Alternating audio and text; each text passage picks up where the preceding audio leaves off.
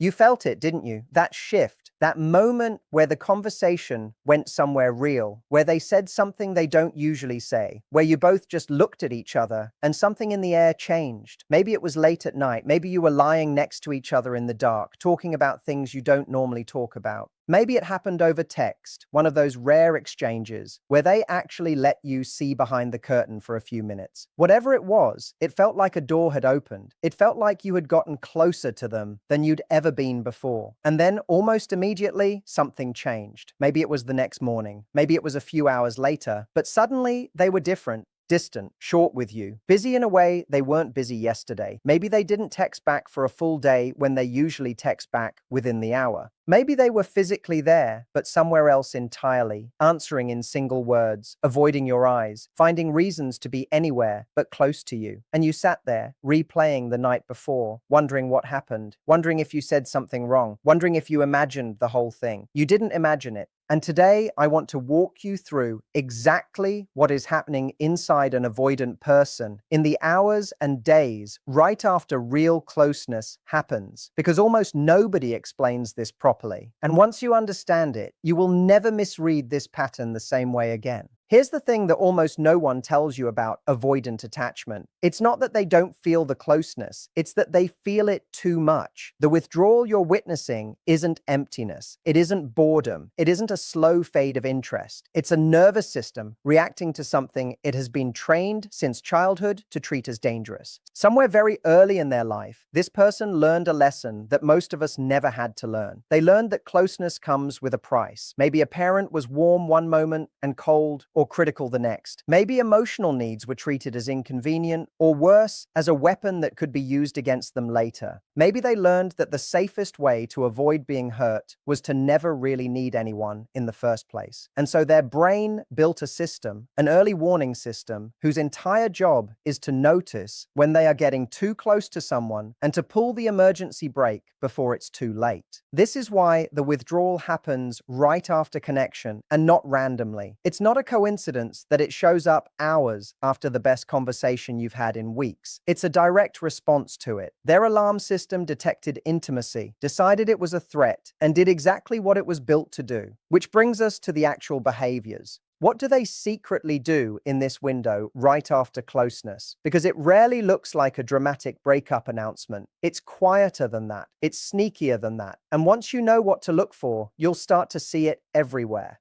The first thing they do is they go quiet in a very specific way. Not just less talkative, but almost administrative. The warmth drains out of their messages. Where they might have used to text you paragraphs, or send you a voice note, or ask you a follow-up question about something you mentioned, suddenly you're getting one-word replies. Yeah, busy today? Talk later. It's not that they've stopped responding altogether, and that's actually the tell. If they had truly lost interest, ghosting would be easy, painless, quick. But this isn't ghosting, this is retreat. They're still there, just barely, keeping the thinnest thread of connection alive, while their internal system works overtime, trying to create distance. Watch for that specific texture. Cold, but still present. That combination is almost never disinterest. It's almost always fear wearing the costume of disinterest. The second thing they do, and this one catches people off guard every single time, is they suddenly become busy in a way that feels manufactured. Work emergencies appear out of nowhere. Old friends they haven't mentioned in months suddenly need to hang out. Gym sessions get longer, errands multiply.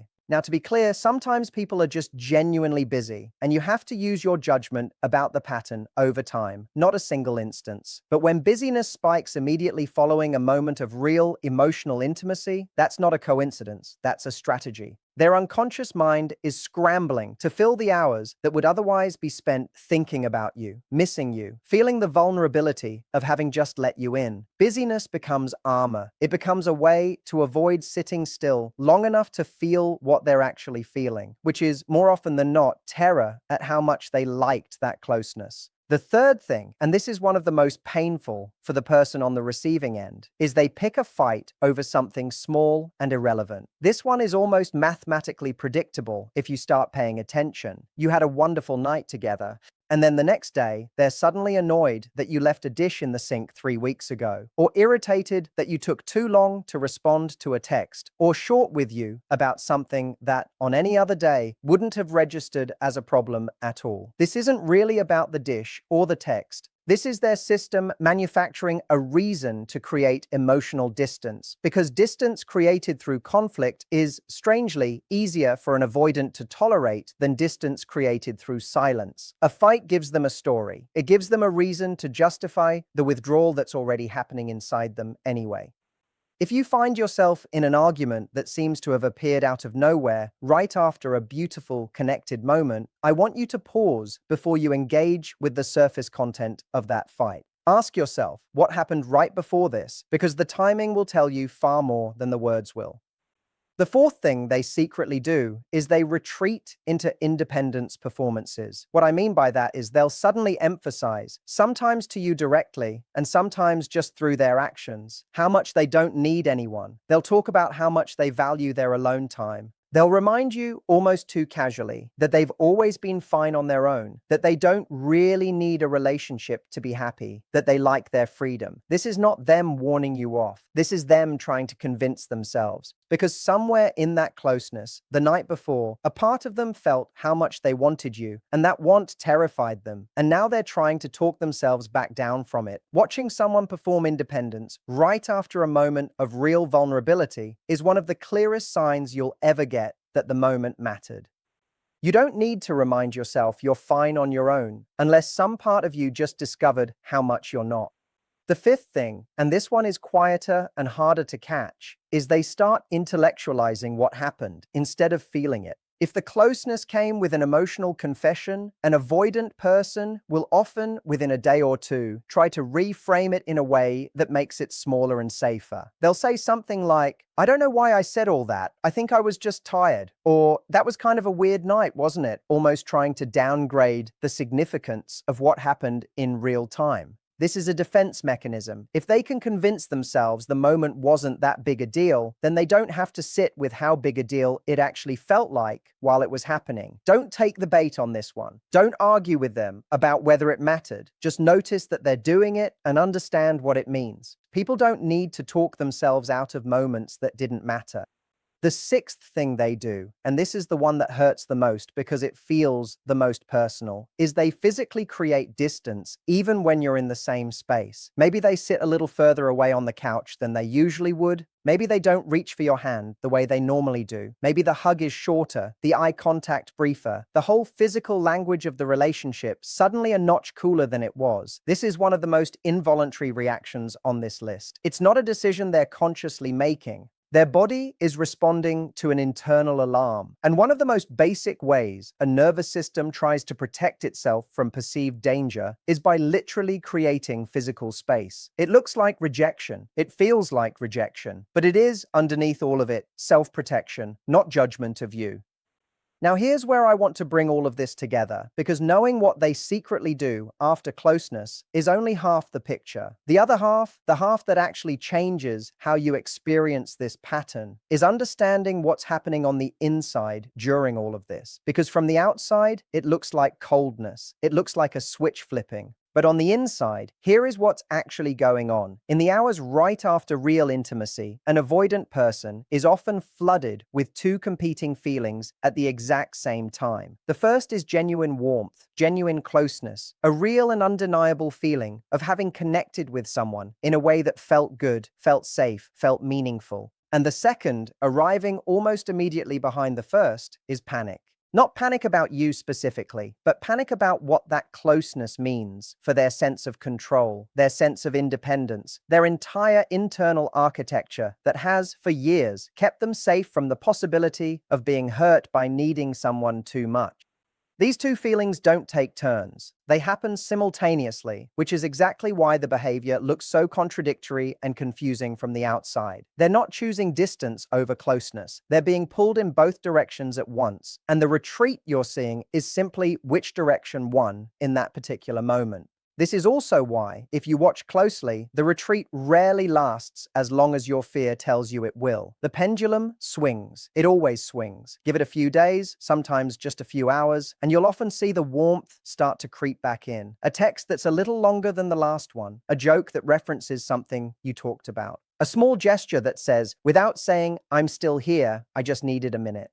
I want to talk now about what you should not do during this window, because this is where most people make the mistake that actually pushes an avoidant further away rather than closer. The instinct when someone goes cold right after closeness is to chase. It's to reach out more. It's to ask what's wrong, to send a follow-up message, then another one when the first goes unanswered, to try to talk it through, to demand clarity, to ask directly, did I do something? Are you pulling away? What's going on with you? I understand this instinct completely. When someone we care about suddenly goes cold, our nervous system wants answers immediately because uncertainty feels unbearable. But here's the problem. Chasing an avoidant in this exact moment adds a second layer of threat on top of the first one. Not only are they dealing with the internal panic of having felt close to you, now they're also dealing with the external pressure of your need for reassurance. And pressure, for an avoidant, doesn't produce closeness. It produces further retreat. It confirms the very fear that got them running in the first place, which is that closeness leads to being needed, and being needed leads to losing themselves.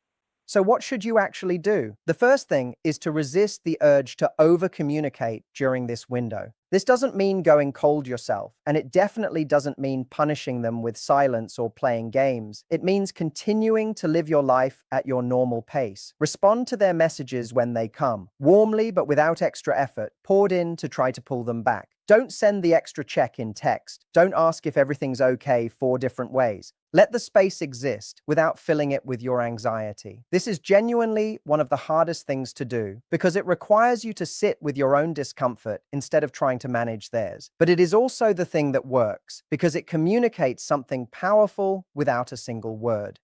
It tells them, without you needing to say it out loud, that you are not going to collapse just because they need a moment, that your entire emotional state is not dependent on their immediate availability, and that you are a secure, whole person, whether they're close or whether they're pulling back. The second thing you can do, and this one is subtle but incredibly effective, is to make sure that when you do interact with them during this window, you're bringing your normal self, not a wounded, questioning version of yourself. Talk about your day, make a joke, ask them something unrelated to the tension. This does 2 things at once. It shows them that the relationship and you are not fragile things that shatter the moment there's a little distance. And it also, almost paradoxically, gives them permission to come back toward you without having to have a big conversation about what just happened. Sometimes the fastest way back to closeness after a retreat isn't a heart-to-heart. It's simply normal, easy connection that reminds them being close to you doesn't have to be heavy. The third thing, and this is the one most people skip entirely, is to notice the pattern over time instead of panicking over each individual instance. One retreat after one moment of closeness tells you very little on its own, but if you track this over weeks or months, you'll start to see something incredibly telling. Does the distance get shorter each time? Does it take them 2 days to come back instead of 5? Does the warmth that follows the retreat get a little more open each time, a little less guarded? If the trend line is moving in the direction of more comfort with closeness over time, even if the day-to-day pattern still includes pulling away, that is someone who is doing real work, whether they'd label it that way or not. That is someone whose nervous system is slowly, gradually learning that closeness with you specifically does not lead to the danger it's been braced for. But I also need to say something here that matters just as much as everything else, because I don't want you leaving this video with only half the picture. Understanding why an avoidant pulls away after closeness is not the same thing as being required to wait indefinitely for them to figure it out. Everything I've described to you is a real, defensible pattern. It's a pattern rooted in fear, not in indifference. But patterns explain behavior. They don't excuse an indefinite lack of effort. If the retreat you're seeing never shortens, if the warmth that follows never grows, if months and years go by and you are still doing all of the emotional labor of staying calm, staying grounded, giving space, while they do none of the labor of stretching their own comfort with closeness, then what you're looking at is no longer a person working through fear. It has become a static, comfortable place for them to stay at your expense. And you are allowed always to decide that isn't a place you're willing to keep waiting in. The goal of understanding this pattern isn't to turn you into someone who tolerates anything, as long as you can explain it psychologically. The goal is to give you the ability to tell the difference between someone who is scared but moving and someone who is scared and staying exactly where they are. Those are two completely different situations, even though from the outside, in any single moment, they can look identical. The difference only reveals itself over time, which is exactly why patience, real patience, not passive waiting, but active, clear-eyed observation, is the tool you actually need here. Not blind hope, not endless benefit of the doubt, but a genuine, ongoing read of whether this person, in the version of themselves that's actually in front of you, is slowly becoming someone capable of staying close, or whether they're simply using understanding as a permission slip to never change at all.